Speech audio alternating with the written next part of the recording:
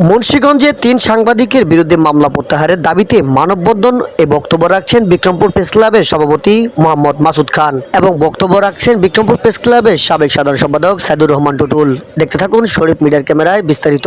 আপনারা জানেন আমাদের ৩ জন সাংবাদিকের বিরুদ্ধে ইতিমধ্যে হয়রানিমূলক ২টি মামলা হয়েছে, যার একটি আমাদের লৌহজংয়ের সাংবাদিক সভ্যতার আলোর লৌহজং প্রতিনিধি ও দৈনিক নিরপেক্ষের লৌহজং প্রতিনিধি সাংবাদিক শহীদুল ইসলাম সুর ও অপর মামলাটি হয়েছে মুন্সিগঞ্জের এনটিভি প্রতিনিধি ও দৈনিক সময়ের সম্পাদক এবং দৈনিক বাংলাদেশ প্রতিদিনের প্রতিনিধি সৌরভ আর এনটিভি সুমন, এই ২ জনের বিরুদ্ধে মামলা হয়েছে। আমরা এই মামলাগুলোর তীব্র নিন্দা ও প্রতিবাদ জানাই। আমরা যদি দেখি যে সেদিনে লৌহজংয়ে যে ঘটনা ঘটেছিল, গণপিটুনিতে ২ লোক মারা গেছে, ২ জন চোর হিসাবে এলাকাবাসী ধরেছিল, সেই রাতে তাদের প্রতি টর্চার করা হয়েছে এমনটা আমরা ভিডিও ফুটেজে দেখতে পেয়েছি, যেখানে আমাদের সাংবাদিক উপস্থিত ছিল না। শহীদ সুর ছিল সকাল ৯টা বাজে সেখানে গিয়েছে, যখন ওই ২ জন লোক মুমূর্ষু অবস্থায় ছিল। সে ওই ২ জন লোককে টাচও করেনি, ধরেনি, বরং যারা টাচ করেছে তাদেরকে নিষেধ করেছে, তোমরা আইন নিজের হাতে তুলে নিও না। সে পুলিশকে কল করেছে।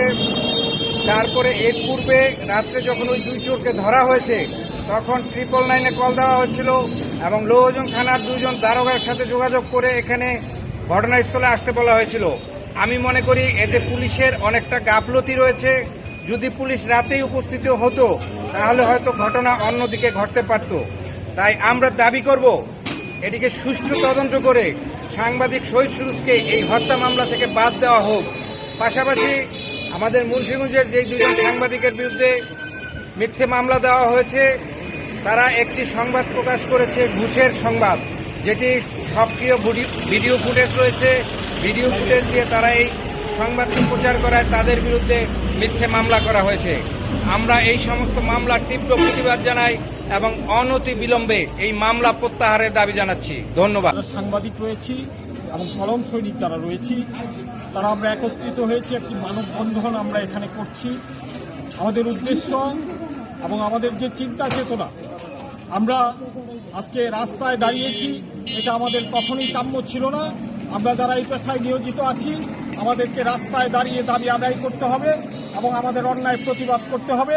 এই প্রত্যাশা এবং এই কামনা আমরা কখনোই করি না, কিন্তু আজকে আমাদেরকে বাধ্য হয়েই এই পথে নামতে হয়েছে।